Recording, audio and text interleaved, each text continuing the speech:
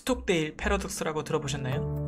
미국의 해군 장교 제임스 스톡데일은 베트남 전쟁에서 포로가 되어 1965년부터 무려 73년까지 약 8년간 온갖 고문을 당하며 혹독한 포로 생활을 합니다. 함께한 동료들 중 이번 크리스마스가 되면 풀려나겠지? 이번 추수감사절이 되면 풀려날 거야 라며 기대를 가졌던 이들은 시간이 지나면서 자살하거나 죽게 됩니다. 반면 비관적인 현실을 그대로 냉정하게 받아들이며 강한 생존 의지를 보였던 사람들은 끔찍한 포로 생활을 견뎌내고 결국 풀려납니다. 희망은 유지하되 비관적인 현실을 냉정하게 받아들이는 것이 미래에 더 도움이 된다는 역설을 보여준 것입니다. 미국의 컨설턴트 짐 콜린스는 이렇게 말합니다. 냉혹한 현실을 직시하라. 그러나 믿음은 잃지 말라. 트렌드 코리아 2021의 서문은 스톡데일 패러독스를 소개하며 이렇게 현실에 대해 서술합니다. 세계 경제가 마치 역병의 포로 수용소에 갇힌 듯 탈출구를 찾지 못하는 형국이다. 인류는 지금까지 역사를 예수를 기점으로 BC와 AD로 나누었습니다. 이 책에 따르면 이제는 BC, Before COVID, AD, After Disease로 나눈다고 합니다. 코로나가 종식돼도 트렌드는 이전처럼 돌아가지 않을 것입니다.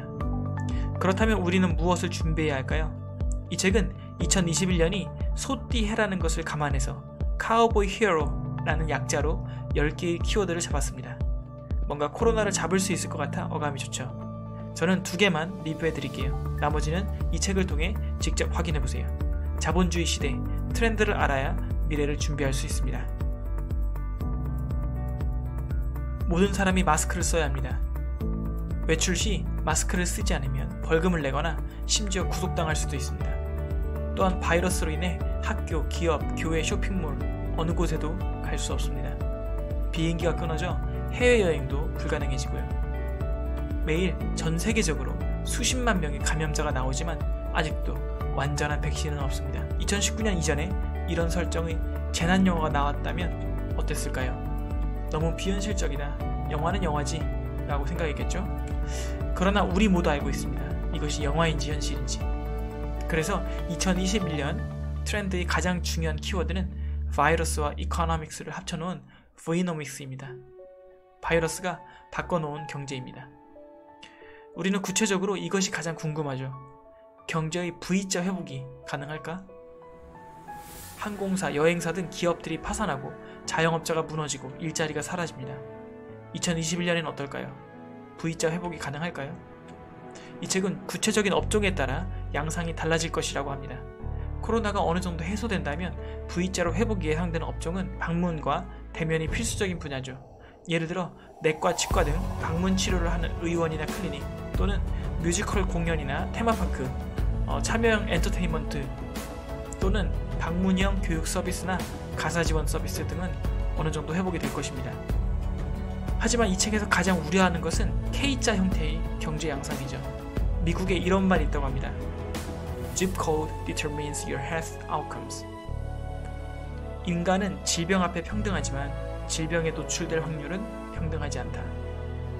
고소득층은 재택근무와 온라인 서비스 등을 누릴 수 있지만 저소득층은 감염 위험을 무릅쓰고 대중교통을 이용하며 저렴하고 비위생적인 식당을 이용해야 하죠. 그나마 일자리가 사라지기 있습니다. Vnomics는 승자 독식을 가속화시키죠. 코로나보다 더 암울한 미래가 오지 않도록 우리 모두가 사회의 양극화를 막아야 하겠습니다. 2020년 한국에서 나만의 꽃 심기라는 검색어가 검색순위 1위로 떠오른 적이 있다고 합니다. 팬데믹 상황에서 뜬금없이 꽃 심기?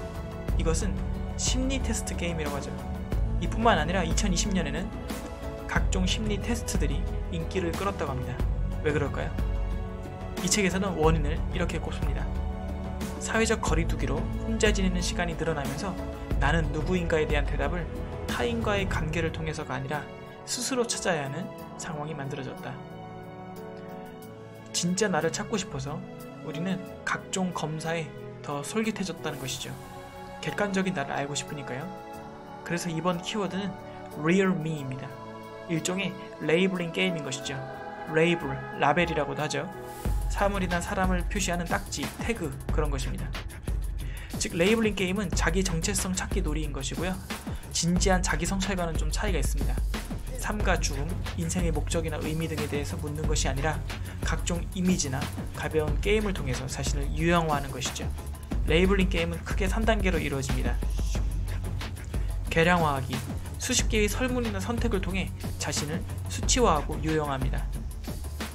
비유화하기, 이것은 자신을 브랜드나 캐릭터화하는 것입니다.